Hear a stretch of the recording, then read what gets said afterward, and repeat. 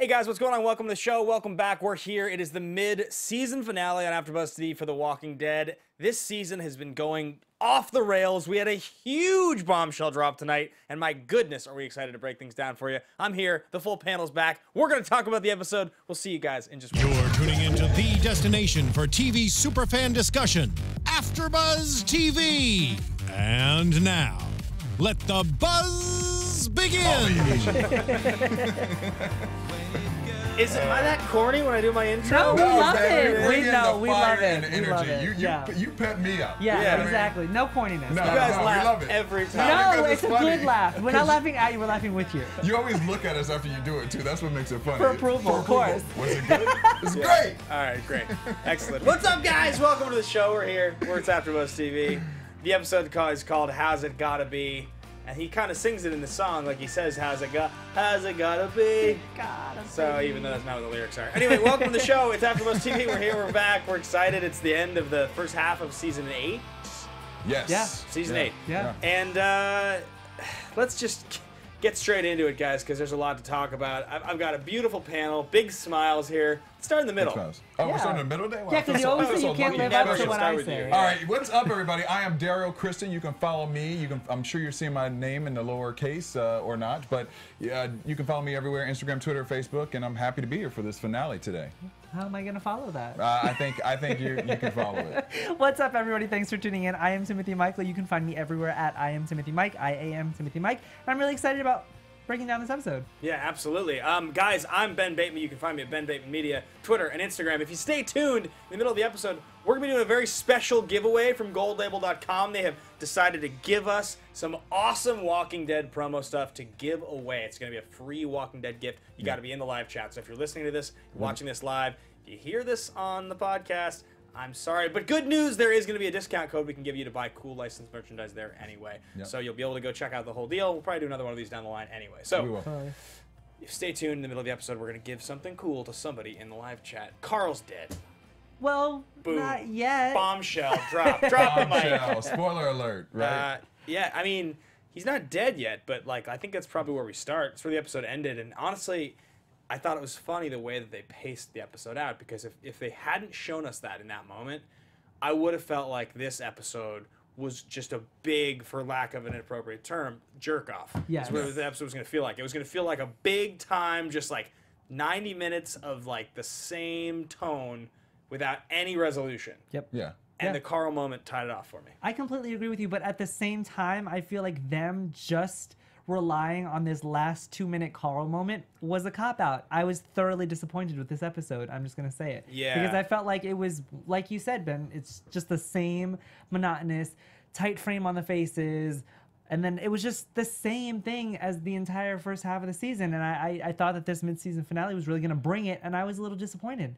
Yeah, it definitely seemed like a lot of the best moments from the last 4 or 5 episodes, which I think have gotten a lot better, Yeah. were lacking. Yeah. They didn't have strong character moments in this episode, like really, really like tight, incredible moments. They didn't have like action sequences like the last episode where I felt like there was a really tightly constructed plan and everything had to go perfectly.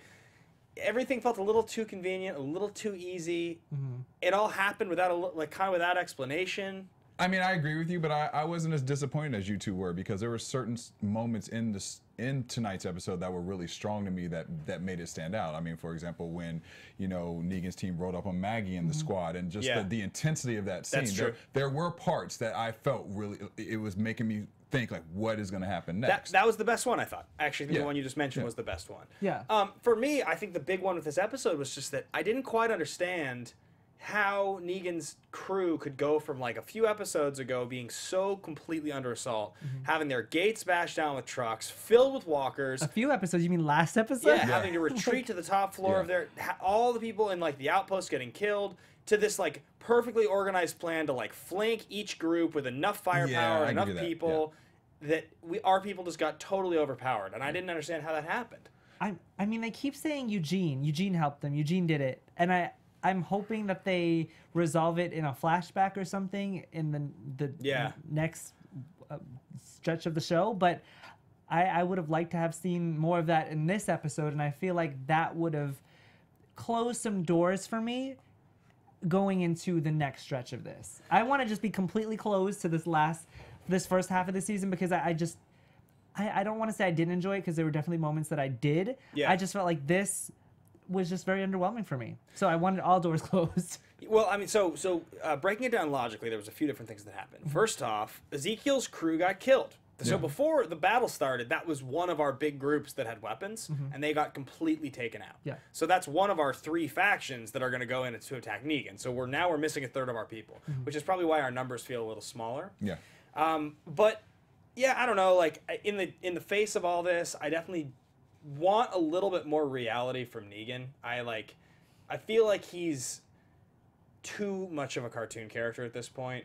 I don't take seriously his moments anymore. I kind of sometimes sort of a little annoying. Like the whistling now is kind of like, you know, I'm like, okay, where are we going? Where are we getting to? That's actually really funny, because the whistling is actually the thing that I really like most about him, because it freaks me out so much. And I just have to talk about just Negan being like a cartoon character, because I understand what you're saying, which is exactly why I loved the point or the conversation between him and Karl this episode. Because I felt like that was Karl humanizing him, and him understanding that, wow, I was a human at one point. And then when Karl says, you know, is this who you wanted to be? Was this the plan the whole time? I love that conversation. Obviously, it was just a ruse, a distraction. Sure. Yeah. But I really enjoyed that conversation. I was like, well, maybe he's going to get something out of Negan. Yeah. It's a big Karl episode. I mean, and Derrial, you called it, man. From the beginning of the episode, we all asked, we went around the table, who's going to die? I can't believe that you were able to call that, because I should point this out. We will talk comics at the end for just a brief moment after the sign-off. We try to not talk about comics during the show very much.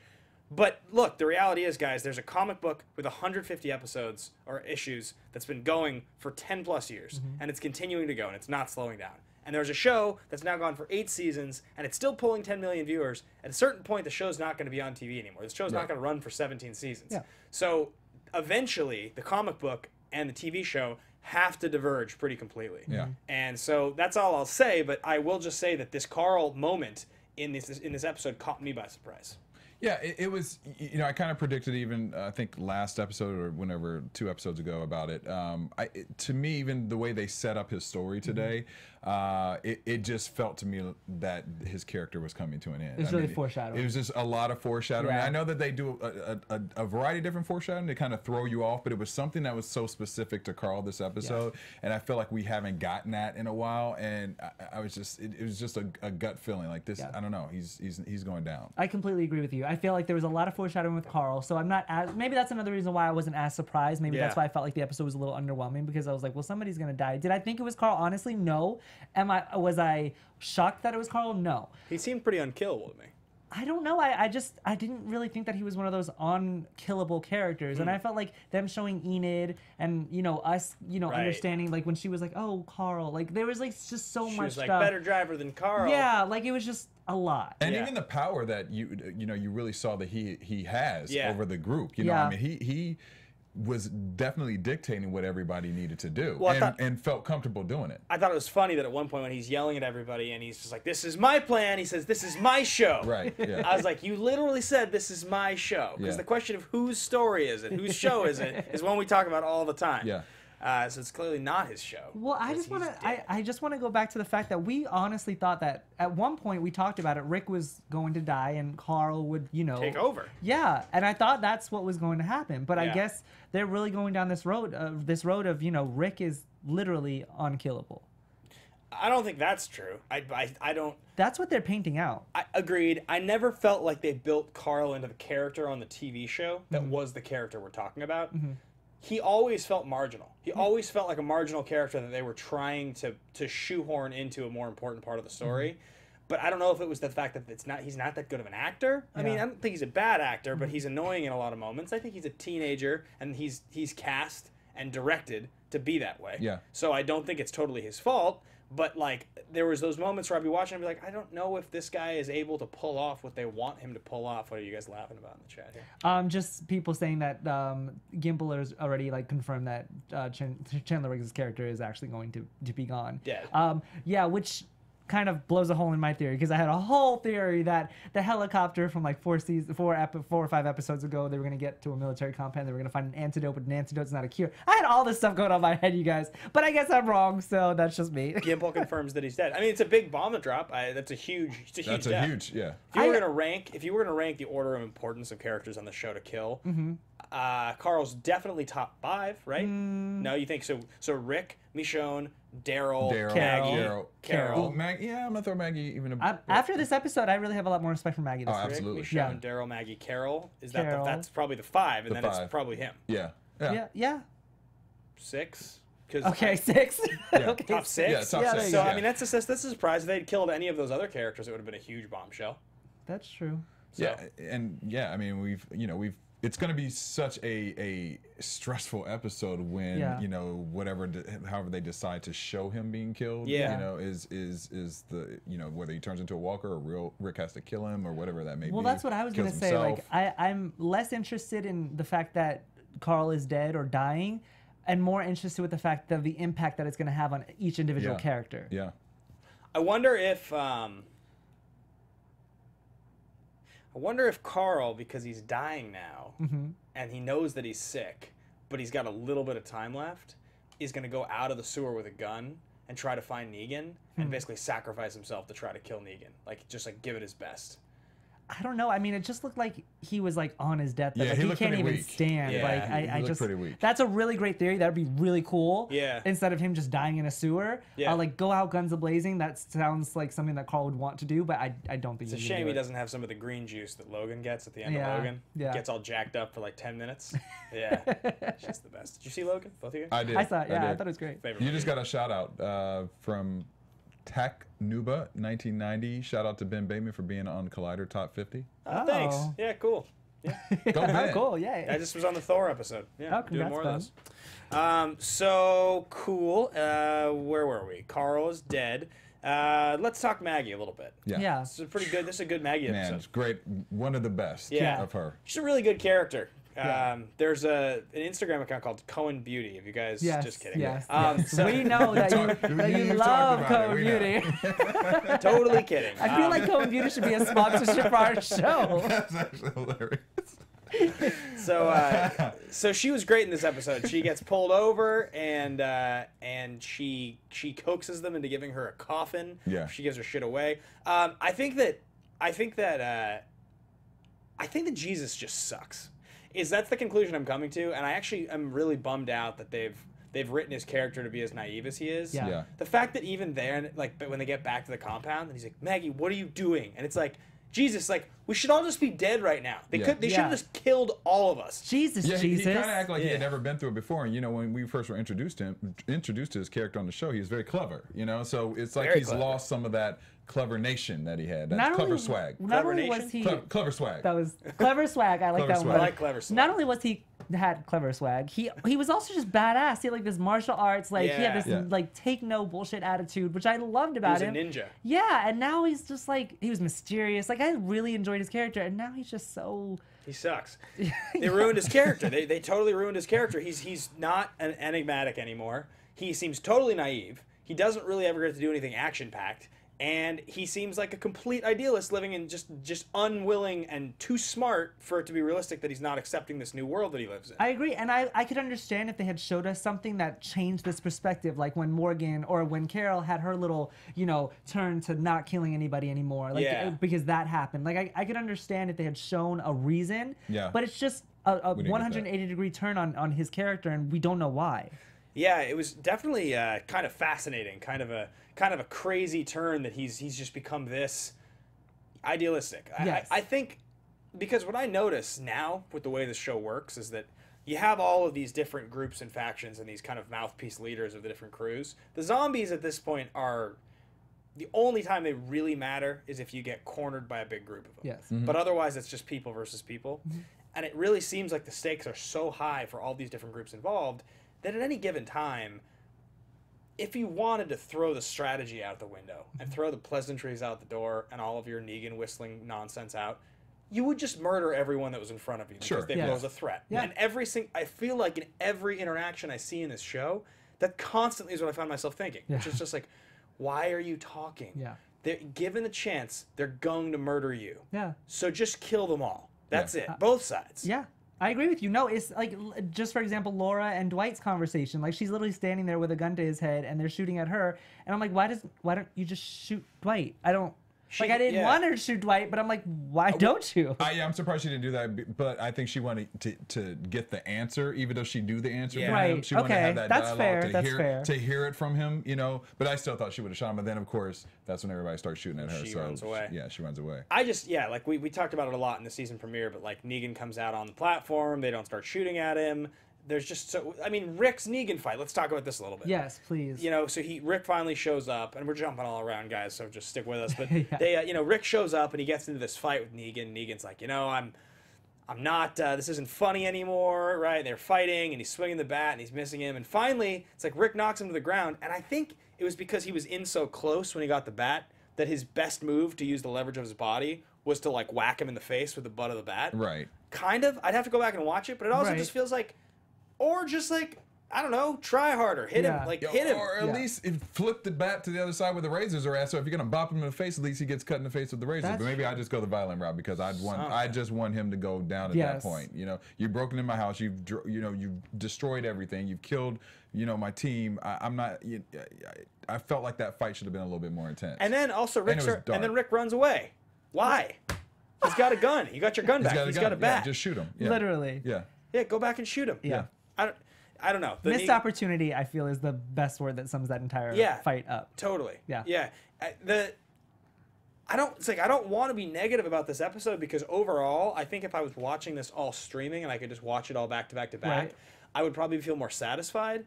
But this episode felt so much like, you know what this was? This episode made me feel like, wow. Yeah. You guys really are planning on stretching this out for another half season. You know what? In all fairness, I feel like us being negative right now is just a culmination of disappointment from the entire first half of this season because as a mid-season finale, you have a lot to live up to, and we expect something. Yeah. And yes, you did give us something in the last 2 minutes, but I wanted more. Especially ending where we ended like last season. After seeing mid-season finales that we've seen in previous seasons being so high, I expected this, especially where they could have gone. We'll talk about comics later, but they could have done so much with it, and they just chose not to. It was just a bizarre, like, it was kind of like... We've had those episodes like that from Walking Dead before, though, you know. Where they feel very anticlimactic. Yeah, especially for a mid-season, finale. With this one, for me, it was the episode itself didn't bother me so much. The thing that bothers me the most is I just think about the way the rest of the season's going to play out, and if they really do it the way that it feels like they're going to, we're just going to get 7 more episodes or 8 more episodes of exactly what we just watched. Yeah. It's just going to be the same thing. It's just going to be more fighting, more shooting, more like barely surviving until they end the Negan storyline. And I wish I could say that Karl's death puts more of like a flame under Michonne, more of a flame under Rick, the entire team that knows him or that's close to him. But I just feel like there was a fire before. Yeah, what are they gonna do? It's not like they could do more. Right. Yeah. That's what I mean. Yeah. Well, listen, I also feel like this episode really showed the intensity of the women throughout too. Yeah. Because we saw Michonne kill the guy, and she went ham. I mean, she chopped him to pieces. Yeah. Yeah. What's the chat have to say? Anybody have any thoughts on this episode? Are they like, shut up, you guys are too negative? No, they're just talking back and forth about Karl and Negan. So. I feel like what Derrial said pretty much sums up the episode. There were really, really great moments of the episode. Yeah. I don't want it to seem like we're shitting on the entire episode. Yeah. Because there were moments like the Michonne killing the guy episode moment and the Karl and Negan moment. And I really enjoyed the Michonne and Rosita moment because that really shows that Michonne does care for Karl. She'll do anything for Karl. Yeah. And so I'm really excited to see what this death of Karl does to Michonne now. Because if you think about it, let's think of Michonne's backstory already. She's already lost a child. Yeah. Rick hasn't yet. So I'm excited to see what kind of route this takes Michonne on. Yeah, and I mean, most people in the chat are pretty disappointed with this episode as well. Okay. Where'd the scavengers They said there was way too many cliffhangers for this episode as well. They ran away. They just were like, bye. Yeah, they like, peace out. Because what's her name? Jadis was like, not like picture, and then just like took off. Yeah, I mean, we never saw what happened to them after the first 2 minutes of the episode. Well, they started getting shot at, and they were like, bye, no way. Said, we're out. Not like picture. Yeah. And she deuced out. Just deuced out. So, also, we had this like Enid Aaron thing Which is another thing that was super confusing for me. Like Not 5 only minutes of the episode were they in this car, but both of them kept looking out the window that was like shut. I don't know if you guys noticed this, but it just irked me so much in the episode because they were having a conversation. And you know, when you're having a conversation in a car, you like look out the window when you're looking at the other person, but there's nothing there. So they kept doing it. And I was like, why do you keep looking out the window? You can't see anything. That irked me, A. B, I like that they're going to Oceanside because I think that's a cool twist on the show. But I just don't see why now. They don't have guns. You took all their guns. They have people, but these people don't want to fight. We've already established this. So why are you wasting your time? Yeah, they show up and they kill Grandma. They kill Grandma. Yeah, they kill Grandma, which is not going to be good for Enid. After having Enid smile on the show for the first time ever. Right. Which was crazy. Yeah. I didn't know she had teeth that could look like that. Do you know what I mean? Yeah. They had never made her smile or laugh. That's crazy. I mean, this is the first episode that I actually realized that the actress that plays Enid, forgive me, I don't know her name right now, but she's very attractive. I never considered her to be attractive, probably because I look at her like such a downer. Right. And that just comes across in her attitude. But now this episode, I was like, oh, she's very attractive. And she's like a young kid. She's pretty in like you're a kid kind of way. Yeah. I'm no way attracted to her. Yeah, exactly. Yeah. And okay, that would be a little weird. That'd be weird. But you know, the irony is that. What was that? The irony is that Enid said she wanted it to. We're having way too much fun today. All right, that Enid wanted everything to end, and then she shot Grandma. Right. When she's the one who was talking to Aaron about ending, like, what's the reason for all this? Yeah, stuff? right. Like, What are we doing here? it, you know? Totally. Were we surprised that Enid just shot? Because we literally just talked about like people like having these conversations, and why don't you just shoot them? And Enid did that. Did we have a problem with it? Well, kind of. I mean, you took all their guns. So, like, you have a gun. So why? I guess because he was getting beaten up or something? Well, let's keep in mind, they don't know who these Oceanside people are. So they didn't know who this was. Right. Yeah, it's true. I don't know. I honestly don't know. The fact that scene and Aaron has another moment about Eric. Eric. I knew his name. And he's talking about missing him. You didn't like that? Well, no, that was fine. He's had a couple of these now. It's just so weird that they've like. It feels like Eric has been a plot device for Aaron since the beginning. It was never a real relationship on the show. Yeah. It was always just his husband that he was supposed to feel something for, and you were supposed to know that he had a husband that was important to him. Right. And they put him in just enough scenes that now that he's dead, it can be like a big character moment for Aaron. Yeah. But again, it's just like, it would have been better if I didn't know him. Yeah. It would have been better if he was a character that you talked about who you used to know. In my opinion, I feel like Aaron in himself, and I'm going to get so much crap for this, but I'm going to say it anyway because I really don't care. I feel like Aaron in general is just a gay cop-out character. Really? They could have done so... Because I was looking at IMDb. Listen to me for a second, you guys. I was looking at his IMDb. He's been on this show for 58 episodes. Ross 58 Marquand? episodes, yes. Yeah. And that's literally half of the entire show. Yeah. So I expect after 58 episodes to feel for a character more than I do for Aaron. And I feel like they had so many ample opportunities to make us feel something for Aaron. Yeah. And they haven't. Yeah, I mean, I agree. I don't have a connection to Aaron. Just his story. I mean, just the. I don't know. It's just something with his character. It's just like, but there's, you know, it's like Father Gabriel. It's like I don't have a connection to him. You know? But he's an ass though. Like Aaron's actually a good guy. Yeah, I mean they've tried. Aaron's had like a couple moments, but for the most part, this is the first time they're really trying to pull on that, like tug your heartstring a little bit, and it's not failing for me. It's just not doing much for me. In fact, the whole conversation with him and Enid in the car felt a little bit plot device-ish because her whole tone was different. She's talking about Karl and driving, and she's trying to take a little bit of ownership. I want to go somewhere to bring something to these people. Everything about that scene was just like, this is weird. This is out of place. I don't know you guys as characters. Like I don't know, whatever. But and they're agreeing with you in the chat that he's kind of a gay cop-out character is what a couple of them were saying. Yeah. So Thanks, guys. all right, speaking of Eugene. So Eugene, this time he's not going straight from the bottle. Now he's railing shots of wine. Yeah. Once again, never done a shot of wine before. Right. That's not true. I've done a shot. I was like, I was like, actually, I have. I won't admit it until Ben does or someone does on the panel. But yes, I have. Sorry. You guys have fun drinking games, don't you? Should we tell those stories? So Eugene he can't sleep, and he goes to talk to Father Gabriel. Catastrophically crapping his khakis was his highlight. That was his highlight reel moment tonight. And he's talking about so he talks about it's the right thing to do. He wants to sleep tonight, so he's going in the right direction finally.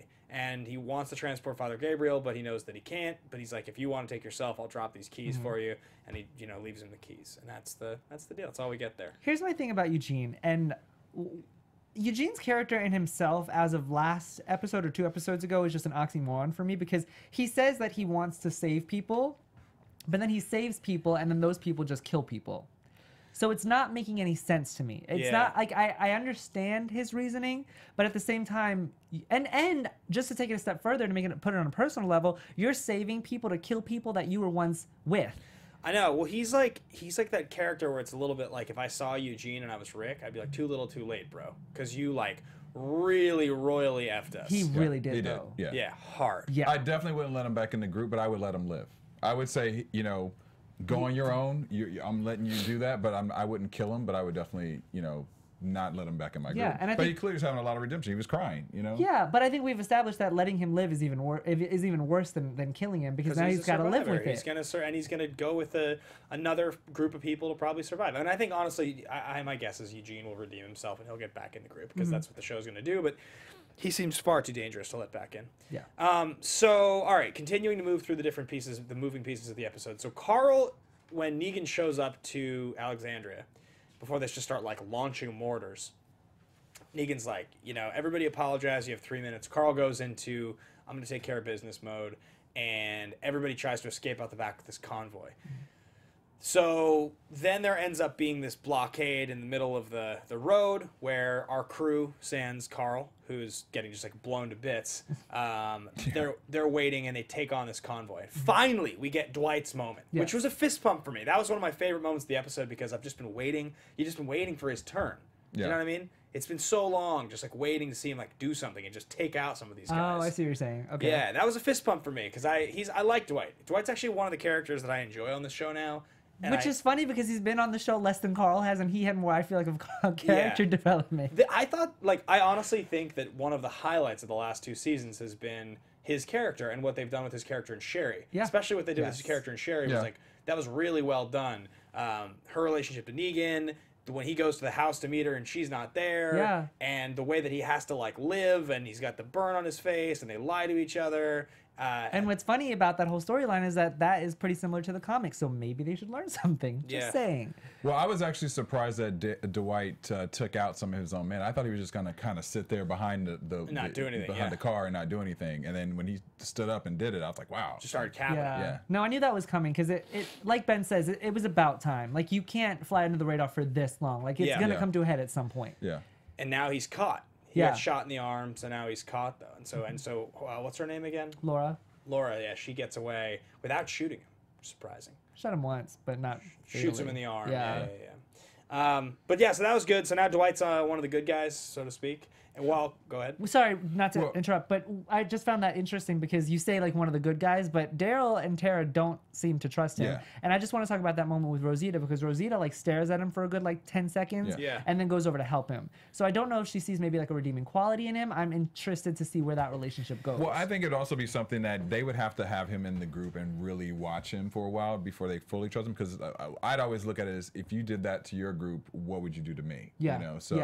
If another group comes along, what side are you going to play on? So, that would always be there for me. Yeah. I think a lot of what it is that at this point in the story, a lot of these characters that have been through so much loss and having to learn to trust people and then lose them, they kind of have this I'm going to just size you up. Yeah. And I'm going to see how I feel about you. And I'll probably err on the side of caution. But if I think that you're worth something, I'll give you the benefit of that, because we've all had to do horrible things to survive. I think that's what it comes down to, is that all the smart characters, the vets of the show, they all have the same sensibility, which is I've had to do a lot of horrible shit to survive this apocalypse, and I know you have too. So what you did, I probably see some kind of redemption for you. You know? That's what I think Rosita saw. Yeah. Clearly that's what they all saw, because he's down there in the sewer with them, and they're giving him a chance. Yeah. I hope Sherry comes back. It's it's become the ship on the show that I root for. I agree. More than any ship. Yeah. I don't know why. I have an irrational attachment to those two. All right, so we got the Dwight storyline, and now Karl's walking around. He's gotten blown to bits. So he mounts this whole plan. People get in the sewer. They escape, and he gets like hit by a grenade. It looks like, or like a mortar. Explosion. Yeah, something blows up next to him. Yeah. At one point it was a car, and then at another time it was a house. The house. Yeah, he was having a tough night. He was. So you said that he says something to Rick about where he gets the bite from? He says, I went to go get Sadiq? Yeah, he said, I went to go save him, and then this happened. And then he shows him the bite. And then he pulls up the Band-Aid off of his under his shirt. Gotcha. Okay, I missed that line. I missed them saying that. So Sadiq is safe, but it cost Karl his life. Yeah. Which is obviously like a big thing because there's the flashback scene when the episode starts of Karl and Rick talking and him being like, what's the line that he says at the beginning? We're fighting for something more than just killing people. Fighting some way forward, that's harder than that's something more. That's how it has to be. And Karl says, and Rick's like, what do you want us picking strawberries at the Saviors? And he's like, if that's what it takes. Yeah. So yeah, he's all in on saving people and redemption. Which I actually liked about Karl's character. I liked that there was this balance between his father's mentality of, no, this is what we have to do. We have to kill whoever we need to kill. And then Karl being like, no, it should be different because we have, after all of this is over, we have to live with these people and we should find a way to move forward. Well, I think that I think what the show is correctly focusing on is that it's not going to be fun to watch and continue to watch a show that's just all about the worst parts of humanity and people preying on people. That will get old. There's only so much of that as an audience we can handle where our good characters have to do horrible things and murder cannibals and just like these like people getting their throats slit like a trough. Like some of these shots that they've shown us, Glenn's death, have just been so brutal. Yeah. I think they're trying to reintroduce a little bit of positivity that there has to be some hopeful characters. Yeah. Which is why you get these characters like Jesus and Karl having the attitude that he has. And obviously they do demonstrate consequences like him saving Sadiq and getting bitten, but that's what the show has to focus on. If it doesn't focus on that, then the show's the biggest downer ever. Right. Yeah. Just to point out some people in the chat, they're saying that Sadiq was the one who saved Karl, and that's when Karl got bit. Oh, last episode? Yeah. Yeah, no, this episode. This episode. They're saying that Sadiq was the one that saved Karl. I don't know how. I must have missed that. Because he's like stumbling out there and Sadiq I guess, and then Sadiq maybe Yeah. found him. Yeah. Because they're like fighting in the woods last episode, right? Yeah. Yeah. They are. It's with him and Sadiq. Yep. And Right. they get like, zombies get on top of them. Yeah. So is that when he gets bitten? I don't think that he's been bitten this entire time. No, I feel like it just happened tonight when, tonight's episode. Because he's already like sweaty when the episode starts. He already looks kind of pale and like he's hurting when Negan sees him, and he's already limping. Right? He already looks like he's limping. So yeah. what happened to him that he's like limping? Was it last episode? Does the chat know? Do you guys know? Because now that I think about it, like I don't remember a moment in this episode other than an explosion going off that would have had him like walking around limping like that. I mean, that would make sense in why his mentality was, if I have to die, kill me, like, because he knew that he was already gonna die. Yeah. But I'm just confused about the time frame because we've seen so many deaths turn so fast with bites that I don't think that Karl, especially being so small, I'm gonna get really scientific about a zombie show. It's gonna feel really weird, but I feel like him being so small and such like low body weight that he would have turned rather quickly. So I don't think he would have lasted that. Well, most people are saying in the chat that he got bit last episode. They said when the zombies fell on him that he got bit. That would make more sense. And honestly, the timeline of how all these events are happening, it's all a little bit like jumbled. Like things are happening within a couple hours in a lot of cases, I think. It's nighttime. Last episode was daytime. I think this might have just been the night from that day. Somebody else in the chat said that's why he wrote the letter to his dad, too. So that makes sense. Yeah, it does make sense, doesn't it? Huh. But they really concealed that. And when the brawl was happening last episode with the zombies, I was thinking to myself, no way, he's going to get bitten right now? Yeah. How anticlimactic would that be? So it's weird they sandbagged it. You know what? I will say this. If that is the case, and I feel like that's exactly what happened. We must have just missed it. Yeah. But that's on the show right there. I don't feel like that's on us because I feel like they could have been more clear. I feel like they should have done a little bit better of a job than jumping from storyline to storyline to storyline and then all the way to Karl and then him being bitten.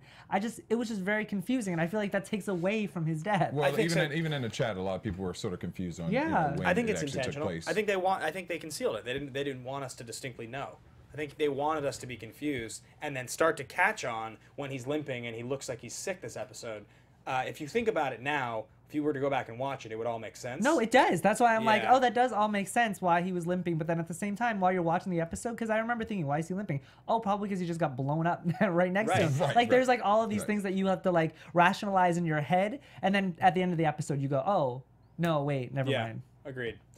So let's talk Kingdom for a second. Stephen Ogg, Simon, Stephen Ogg, I think is his name. They all get to the kingdom, and King Ezekiel has to try to save the people. And there's like an explosion that goes off, and new rules in place. And then Ezekiel's like, he escapes, and he says to Karl, you know, save these people like you saved me. Wait, I'm sorry. I thought Gavin was at the kingdom, and Simon was with Maggie. was with Maggie. Oh, you're right. Yeah, I'm mixing Simon was with Maggie. Yeah. I'm mixing up my sadistic Yeah. sociopathic Yeah. white guys. So Simon, or Gavin's at the kingdom, and so Ezekiel gets kind of forced into action, still carrying his incredibly heavy chains, which he then uses to lock the gates so his people can escape. That was really symbolic. Yeah, did you guys notice? So he drives the school bus in. Did you catch the name of the character? With the head, Yeah. the what do they call that? I don't want to be I'm offensive. not sure. I feel the exact same way. So- I did not. I didn't catch her name. I didn't. Karl said it, but I didn't catch it. Yeah, she knew her. I had never seen that character before. No, we've seen her before. Oh, she was in before. Yeah, she was in before. I just don't remember her She's name. kind of a background character. Yeah, but I Gotcha. like her. I hope they show her more because Yeah. I do like her. Yeah. So that's like it's a newer character, definitely. Yeah. We can see her emerging. And I always think it's interesting that they make a point, obviously, to focus on characters that aren't all just like white males. Yes. Yeah. Right? Like it's like representation matters for the same reason that people were getting so emotional with Star Wars: The Last Jedi stuff with Kelly Marie Tran, where there's just like there is a non-white woman who's a prominent role in this movie, Right. And that's important, Yes. because people watch this. It has a cultural impact. Absolutely. The Right. same thing in this show. So this kingdom interaction was pretty like cut and dry. Not that much happened, really. I feel like it's kind of exactly what I said. There wasn't Yeah. really any Yeah, it big wasn't moments. really. Yeah. I mean, Ezekiel has to save his people. I'm interested to see what plan Karl comes up with to save Ezekiel, because she's going to. Yeah, right. Yep. I like that his people stood by him though. Like no one. Yeah. Yeah, that was good. They stayed silent every time they were threatened. They did not. No one backed out. And she hits the guy and takes the gun. Yeah. I thought that was good. It was a good. Oh, Captain, my Captain. Yeah. Yeah. Dead post. We're gonna Society. follow the leader. Yeah, absolutely. Yeah. Definitely. I like that. Anything else on this one? This was for me. This was the sort of least relevant part of the episode. I mean, Yeah. it's good that he takes some ownership for his people and that he gets out of his little hole of, self pity and tries to do something here. But I think probably what's going to happen next is the more interesting part. Yeah. Yeah. Since he's basically giving himself up, so. Yeah, so then the last bit of it is back at Hilltop. Yeah. And Maggie gets back there, and she just caps that dude who tried to kill Jesus. Yeah. But then she writes on the coffin, we have 38 more, stand down. Stand down. I love So it was a Yeah. bait and switch. Yeah. She didn't Yeah. actually want the coffin to bury Neil. No. She Yeah. wanted the coffin to put this dude in Yeah. to leave out for That's Simon. what I love her. She was badass in this. Yeah. I mean, she gave no Fs. That's all I could Right. say during the show. She gave no Fs. But Yeah. she had a good starting to cry as she walked away. It was the Tom Hanks after Giovanni Ribisi dies in Saving Never Private let Ryan him see you moment, sweat Yeah. too. where Don't he let him runs see you around sweat. and he starts crying, so no one can see him cry though. Yeah. I think Yeah. I think they wanted us to see Maggie emotionally impacted by what she just did, because we don't want her to turn into Rick. We want her to they want us to understand that yes, Maggie did what she had to do, but she didn't like that she had to do it. Right. She still, has empathy for things. Yeah, of course. But at the flip side, it's like the making of a great leader. You don't want your troops to see you. If you look nervous, your troops are going to be nervous. Yes. She had to go in there and like really show what she had. Yeah, it was important too that Maggie has the guys like, if what's he say, like if such and such wants to put on a show, let her, and she just caps If him, Cupcake wants to put on Yeah. a show. which is good. That was But good that she did that. Yeah. listen, she lost Glenn. She's still mourning over that. She's not forgetting that, So Yeah. that also gives her ammunition fighting against, Negan even more. I know. My note on that was just goddamn right, Maggie. Like, Yeah. yeah. Yeah. You got to do that. I shit have mad sometimes. respect for her in this episode for Yeah, sure. It's she one of was- my favorite ones of her Yeah, so far. she's a good Maggie moment. Should we get into predictions and Sure. comic book spoilers? Yeah. And now, your AfterBuzz TV predictions. All right, prediction number one. It's not even a prediction, but Karl is definitely dead, which means that space, the thing that Rick has attachment to and is protecting, has to be, the stakes have to change. Yeah. and I guess it's Michonne, but that's not her nature to be like protected by Rick. Right. She's definitely. So I guess it's Judith, but it makes me feel like without Karl, Rick's character actually gets forced into taking a little bit more of a back seat because he's not protecting something that we're familiar with anymore, other than these people. Yeah. Right. So I think Rick's gonna start to. I think that the second half of the next season is the last season we're going to see Rick as the main character of this show, and I think he's going to start to get pushed to second, third, fourth. I know, I agree with you. I would have preferred it if maybe Judith had died, because A, they don't show her anyway. Yeah. And B, I felt like either just Judith or Judith and Karl dying would have been more effective in pushing Rick to be more of an in-depth character. Not that he isn't already, but just giving us another dimension of him, having lost both of his children. I feel like that would have impacted us a little bit more than just Karl. Right. Because, like you said, I don't know where they're going to go with Rick. Like, I just feel like without, like you said, Karl, his character takes the back seat now. Yeah. Because he's always been Karl's dad. Yeah. I don't... What do you get, D? Yeah, I don't know. I think because of the fact that Karl, you know, with Rick losing Karl, I think that it's actually going to take him just so far over the edge now that I think it would have been an overkill to have Judith and Karl both killed, because it just, he still has something to live for, and you know what I mean. Yeah. So that still gives him a little bit more layers. I feel like that still gives him a little bit more layers. But interesting. Let's get into sign-offs and then talk comic books for a second, because I actually think this is one of the episodes that should be like the most fun to do that. Yeah. Guys, if you want to find me, you can find me at Ben Bateman Media on Twitter and on Instagram. Oh, we forgot to do our giveaway. Oh, that's right. Holy smokes, we got to do our giveaway.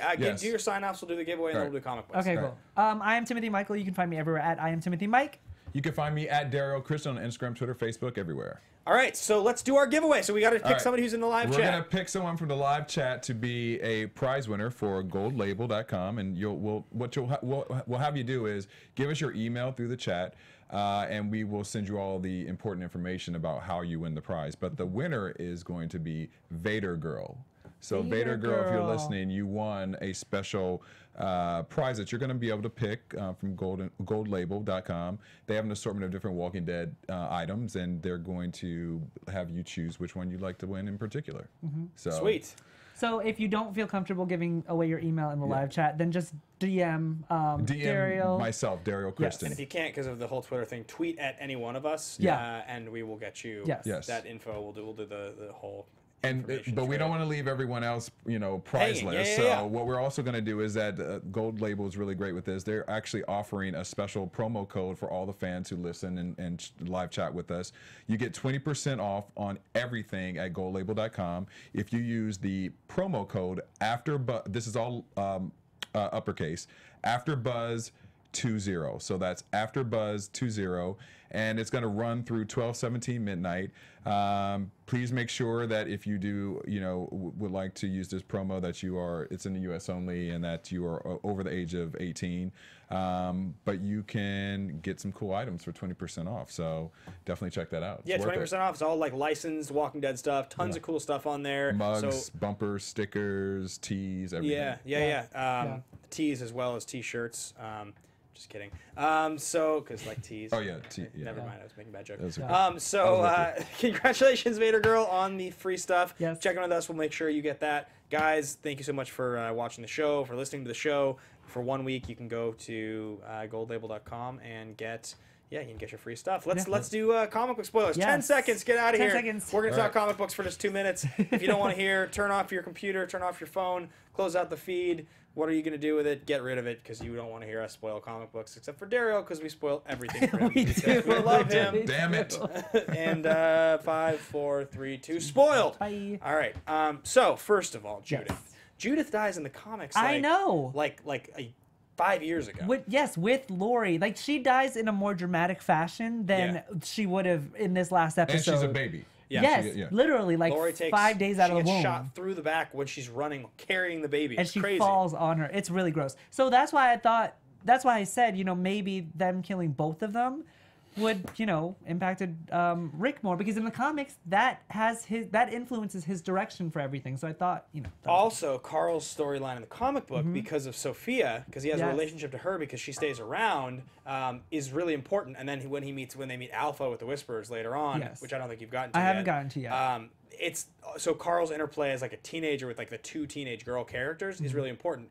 Since neither of them exist right now, it's totally suitable to get rid of him, because he doesn't serve the purpose that he would otherwise serve to become this like sort of adolescent new leader. Right. Seems like Maggie is really being pushed to be that new leader. Yeah.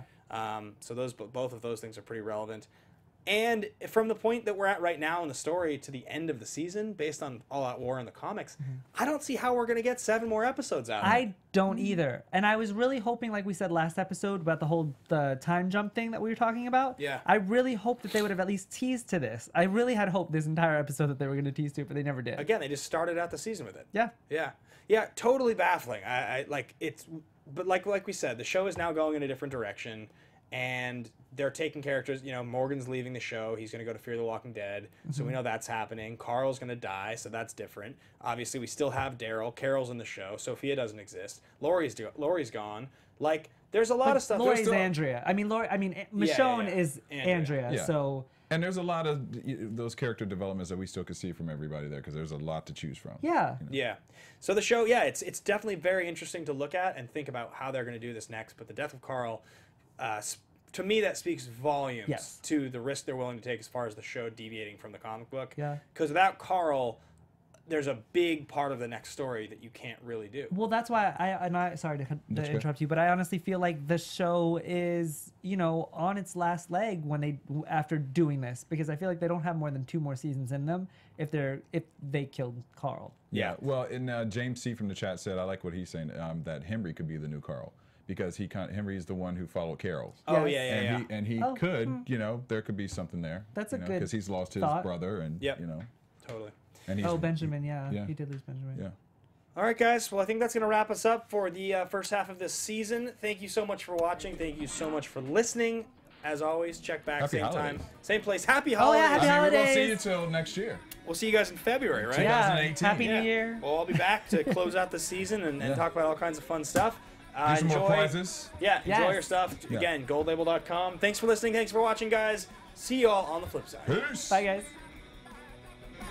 From executive producers Maria Menounos, Kevin Undergaro, Phil Svitek, and the entire AfterBuzz TV staff, we would like to thank you for listening to the AfterBuzz TV network. To watch or listen to other after shows and post comments or questions, be sure to visit AfterBuzzTV.com. I'm Sir Richard Wentworth, and this has been a presentation of AfterBuzz TV. And I was waiting for everybody. The views expressed herein are those of the hosts only and do not necessarily reflect the views of AfterBuzz TV or its owners or principals.